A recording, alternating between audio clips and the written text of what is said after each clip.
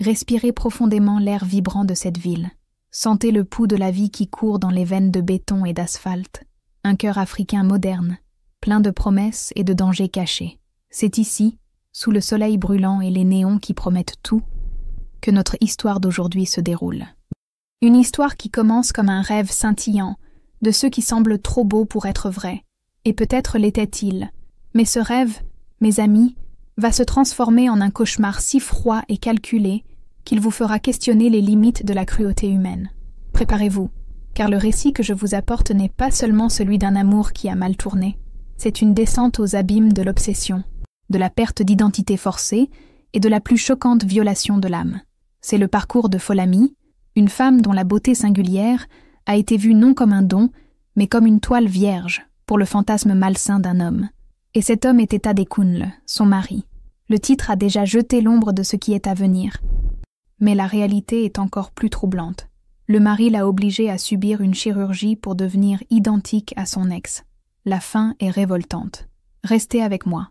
Chaque mot est un pas de plus dans ce labyrinthe sombre, et ce qui attend à la fin, eh bien, vous devez l'entendre pour le croire. Folamie était comme l'acacia en fleurs, forte et belle, avec une grâce naturelle qui n'avait pas besoin d'artifice. Ses yeux avaient la profondeur des eaux calmes d'un lac à l'aube, et son rire était contagieux comme le battement d'un tambour festif. Elle venait d'une communauté unie, où les traditions pulsaient encore fort. Mais elle apportait avec elle un esprit ouvert et le désir de construire une vie pleine dans la grande ville. C'est dans ce décor de contraste qu'Adekunle a surgi sur son chemin. Adekunle était l'incarnation du succès, un magnate de l'immobilier, avec un sourire désarmant et une confiance qui semblait déplacer des montagnes. Il portait des costumes importés, conduisait des voitures de luxe et fréquentait les cercles les plus exclusifs. Quand il remarqua Folamie dans une galerie d'art, admirant des sculptures qui rappelaient sa terre natale, ce fut comme si le destin avait tracé une ligne directe entre eux. La cour fut écrasante. Dîner sous les étoiles sur les terrasses les plus hautes de la ville, cadeaux à couper le souffle, voyage vers des îles paradisiaques que Folamie ne connaissait que par carte postale. Adekunle parlait d'un avenir partagé, de construire un empire ensemble, d'enfants qui auraient le meilleur des deux mondes. Pour Folamie, qui avait toujours valorisé la connexion et le partenariat, mais qui s'est aussi vue éblouie par ce monde de possibilités, cela semblait la réalisation d'un conte de fées. Elle tomba éperdument amoureuse, livrant son cœur et sa confiance à cet homme qui semblait l'adorer. Le mariage fut l'événement social de l'année, un mélange éblouissant de tradition et de modernité. Folamie, radieuse dans une robe mêlant dentelle française et tissu assaut hoquet vibrant, se sentait la femme la plus heureuse du monde. Adekunle, à ses côtés, semblait le fiancé dévoué. Cependant, derrière l'éclat dans ses yeux, se cachait une fixation sombre, une blessure jamais cicatrisée qui était sur le point d'infecter la vie de Folamie. Cette blessure avait un nom, Moremi. Moremi. Le nom flottait dans la spacieuse demeure comme un fantôme inquiet. Moremi avait été la première épouse d'Adekunle, une femme d'une beauté légendaire et à l'esprit libre, esprit dont la présence, même après la mort, semblait remplir tous les espaces. Morte jeune, dans un tragique accident de yacht lors d'une tempête soudaine. Du moins, c'était l'histoire officielle, bien que des chuchotements occasionnels suggèrent quelque chose de plus nébuleux. Adekunle parlait d'elle avec une douleur presque performative, la décrivant comme l'âme sœur qui lui avait été volée trop tôt. Folamie, au début de son mariage, ressentait une profonde empathie pour la douleur de son mari. Elle essayait d'être un baume pour son âme blessée, offrant confort et compréhension, toujours soucieuse de ne pas paraître vouloir occuper la place de Moremi. Mais, avec le temps, l'ombre de Moremi commença à s'étendre de manière sinistre sur elle. Cela commença par de petites choses, presque imperceptibles. Un compliment désinvolte d'Adekunle. « Cette robe bleue rehausse tes yeux, chérie. Moremi adorait cette couleur sur toi. Enfin, sur elle. » Une demande pour que Folamie utilise un parfum spécifique, aux notes de jasmin et de santal, le parfum signature de Moremi. Des suggestions pour qu'elle change de coiffure, adoptant de longues tresses fines, exactement comme Moremi les portait. Des objets ayant appartenu à Moremi, bijoux, écharpes, même des livres avec des annotations en marge, commencèrent à apparaître subtilement dans le quotidien de Folamie, comme si Adekunle voulait fusionner les deux femmes dans son esprit. Folamie tentait de repousser l'inquiétude. C'était juste des souvenirs, son goût personnel, peut-être une façon de maintenir vivant le souvenir de celle qu'il avait aimée. Elle voulait tellement être l'épouse idéale, la compagne qui le rendrait à nouveau heureux, qu'elle commença à céder, à se modeler, sans se rendre compte qu'elle s'effaçait lentement elle-même pour laisser place à un spectre. La pression, cependant, ne resta pas subtile longtemps. Adekun commença à faire des comparaisons plus explicites, toujours déguisées en critiques constructives ou en désir pour son amélioration. « Folami, tu as une si belle structure osseuse, mais peut-être si tes pommettes étaient un peu plus hautes, comme celle de Moremi, ton visage aurait un équilibre parfait. » Ou encore, « Ton sourire est charmant, mon amour, mais les lèvres de Moremi avaient une courbe, inoubliable. Peut-être un léger comblement. » Chaque mot était une aiguille perforant l'image de soi de Folami. Elle commença à s'examiner dans le miroir, avec les yeux critiques de son mari, ne voyant que des défauts, là où elle voyait autrefois beauté et singularité. Le fantôme de Moremi n'était pas seulement dans la mémoire d'Adekunle. Il tentait activement de le projeter sur Folami. La maison devint un sanctuaire pour la défunte. Des portraits de Moremi occupèrent des places d'honneur. Adekunle organisait des dîners où il exhibait nonchalamment de vieilles vidéos de Moremi riant, dansant, vivant. Il racontait des anecdotes sur son intelligence, son charme, son audace, concluant toujours par un soupir qui laissait Folami se sentir douloureusement inadéquate. Une pâle imitation. Sa cousine, Aïcha, qui avait toujours été sa confidente, remarqua la transformation effrayante lors d'une visite. « Folami, qu'est-ce qu'Adekunle te fait ?» demanda Aïcha, alarmée. « Tu es différente, pas seulement dans tes vêtements, mais dans ton regard. On dirait que tu disparais. Et cette obsession pour son ex-femme n'est pas saine. » Folami tenta de minimiser, de dire qu'Aïcha exagérait, qu'Adekun le faisait juste son deuil à sa manière. Mais au fond, la peur était un nœud froid dans son estomac. Où cette fixation maladive la menait-elle? Elle ne pouvait imaginer jusqu'où Adekunle était prêt à aller. La proposition vint une nuit chargée de tension, après qu'Adekunle eut passé des heures à regarder un portrait de Moremi. Il s'approcha de Folami, lui prit le visage entre ses mains, la forçant à le regarder. Ses yeux ne semblaient pas voir Folami. Ils semblaient en mesurer, calculer, projeter. « Mon amour, » commença-t-il, la voix dangereusement douce. « Je t'aime plus que la vie. Et parce que je t'aime, je veux que tu atteignes ton potentiel maximum de beauté. Il existe des procédures incroyables aujourd'hui. La chirurgie plastique. Nous pouvons affiner quelques traits, rehausser ce que tu as déjà de beau. Nous pouvons te transformer en la femme la plus stupéfiante que cette ville ait jamais vue. Nous pouvons te rendre parfaite. » Il n'eut pas besoin de dire le nom. L'image de Moremi planait entre eux, le modèle silencieux et tyrannique. Un frisson d'épouvante parcourut l'échine de Folami. Changer son visage? Livrer son identité physique aux mains d'un chirurgien pour satisfaire l'obsession de son mari? « Non, Adekunle, » réussit-elle à dire, la voix tremblante. « Je ne peux pas faire ça. C'est moi. J'aime qui je suis. » La réaction d'Adekunle fut glaciale. Pas de cri, juste une déception tranchante, une arme qu'il savait manier avec maestria. « Tu ne fais pas confiance à mon jugement? À mon amour pour toi ?» demanda-t-il blessé. « Je pensais que tu ferais n'importe quoi pour me rendre heureux, pour que nous soyons le couple parfait, si tu m'aimais vraiment. » Le chantage émotionnel fut implacable à partir de là. Adekunle alternait entre des périodes de silence punitif et des démonstrations exagérées d'affection lorsque Folami montrait le moindre signe de reconsidération. Il lui rappelait subtilement comment sa vie s'était améliorée depuis qu'elle l'avait rencontré, insinuant que son refus était un affront, une ingratitude. Il commença à restreindre son accès à son propre argent, à inventer des excuses pour l'éloigner d'Aïcha et d'autres amis, l'isolant méthodiquement. Folami sentait les murs se refermer. L'amour initial était maintenant mêlé de peur et d'un profond sentiment de dette. L'idée de la chirurgie, autrefois abominable, commença à s'infiltrer dans son esprit comme un poison lent, la seule façon de peut-être briser le cycle de la manipulation, de peut-être, enfin, être aimée pour qui elle était, ou pour qui il voulait qu'elle soit.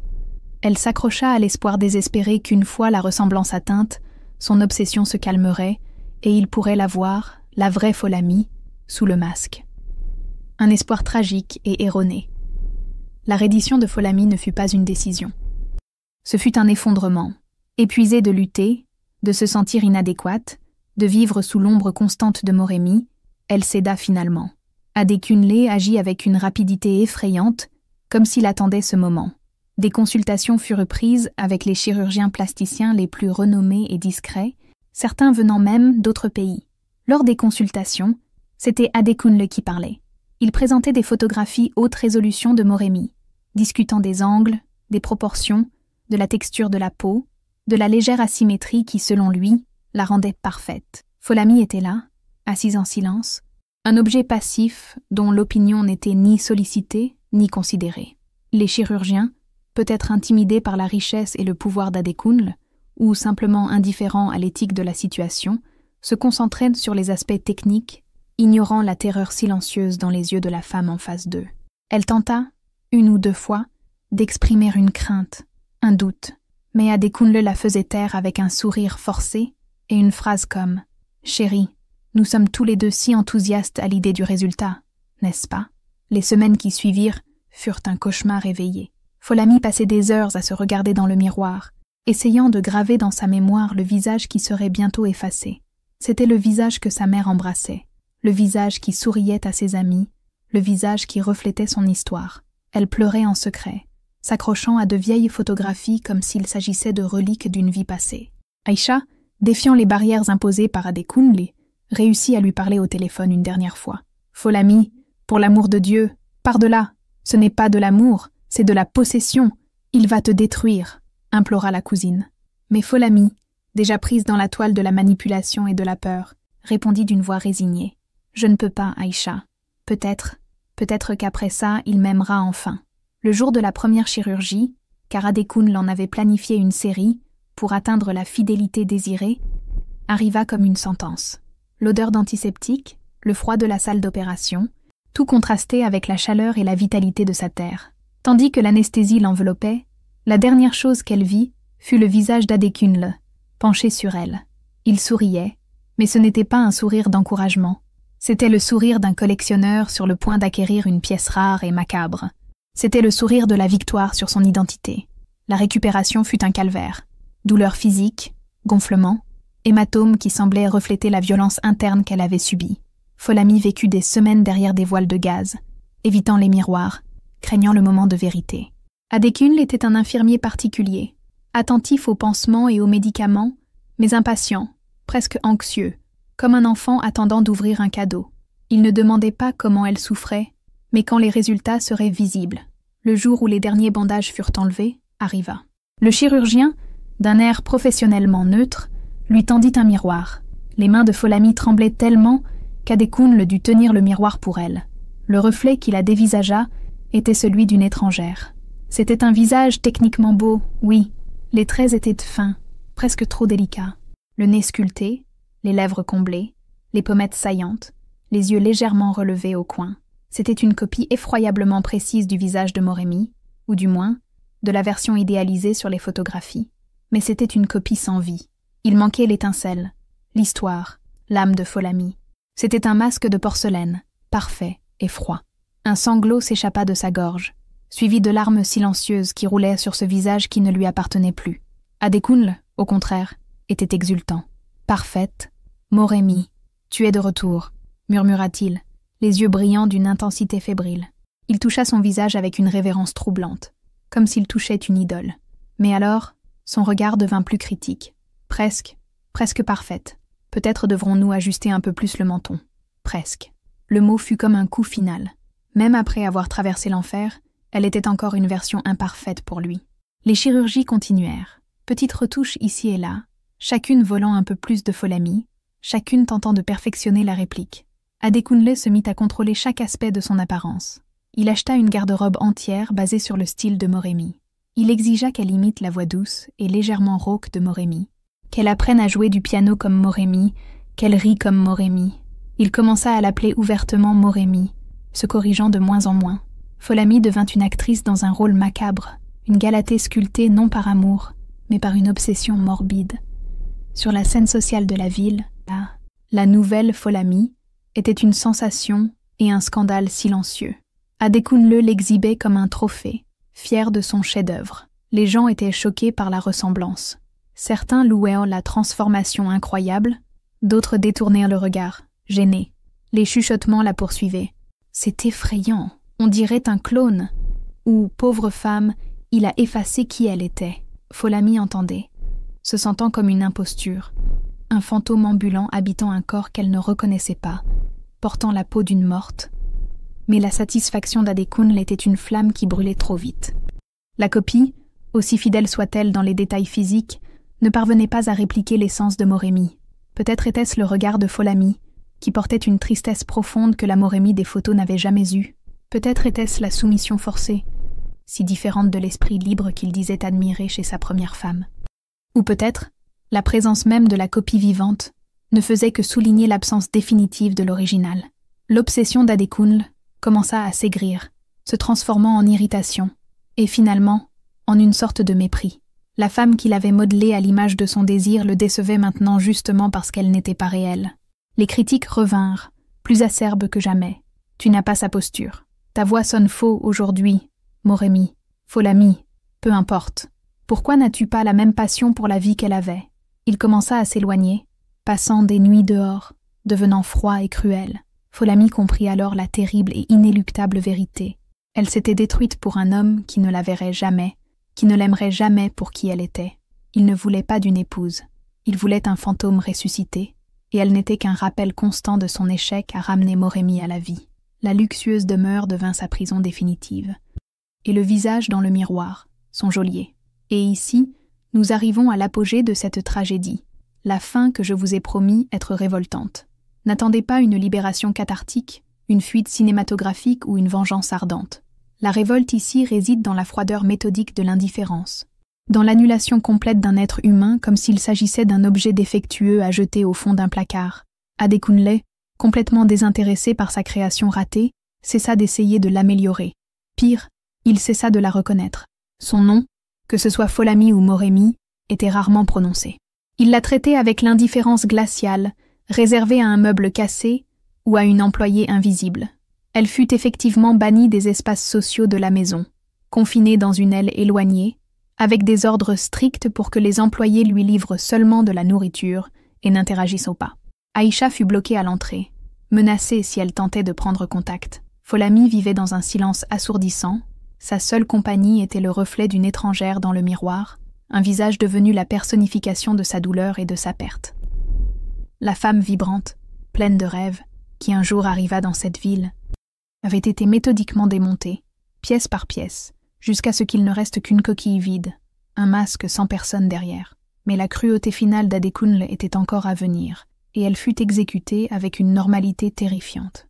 Un jour, sans aucun avertissement ni explication, il ramena à la maison une nouvelle femme. Jeune, belle, avec une ressemblance naturelle et troublante avec Moremi, peut-être même plus que Folami n'avait jamais réussi à l'être, même avec les chirurgies. Il la présenta aux associés et amis comme sa nouvelle passion, la femme qui comprenait enfin son âme. Folami, oubliée dans ses appartements, entendait les échos de la nouvelle vie qui fleurissait dans la maison, rires, musique, conversations animées, pendant qu'elle restait dans sa cellule dorée. Adekunle ne prit pas la peine de demander le divorce. Il ne l'expulsa pas. Cela signifierait reconnaître qu'elle existait encore, qu'elle avait un droit ou une identité. Il la laissa simplement là, un fantôme vivant dans la maison, témoin silencieux et impuissant de son propre remplacement. La fin révoltante est celle-ci, l'existence suspendue. Folami n'est pas morte, mais a été condamnée à une non-vie, prisonnière d'un visage qui n'était pas le sien, hantée par le souvenir de qui elle fut et par la présence de la femme qu'Adekunle idolâtrait maintenant. Elle fut laissée à disparaître lentement dans l'invisibilité, un monument tragique à l'obsession d'un homme et à la destruction d'une âme. Une femme effacée, prise entre deux mondes, n'appartenant à aucun. L'histoire de Folami est un miroir sombre qui reflète les dangers de l'objectification, du pouvoir abusif et de la quête maladive d'un idéal qui détruit la réalité. Combien de Folamis, dans différents contextes, voient naître leurs identités érodées, leurs voix réduites au silence, leurs esprits brisés par ceux qui ont juré de les aimer. La cicatrice de Folami n'est pas seulement sur son visage, elle est dans l'âme de toutes les victimes de violences psychologiques et de contrôle coercitif. Que son histoire ne soit pas seulement choquante, mais qu'elle serve d'alerte. Ne détournez pas le regard. Souvenez-vous de Folami. Souvenez-vous du prix de l'identité volée.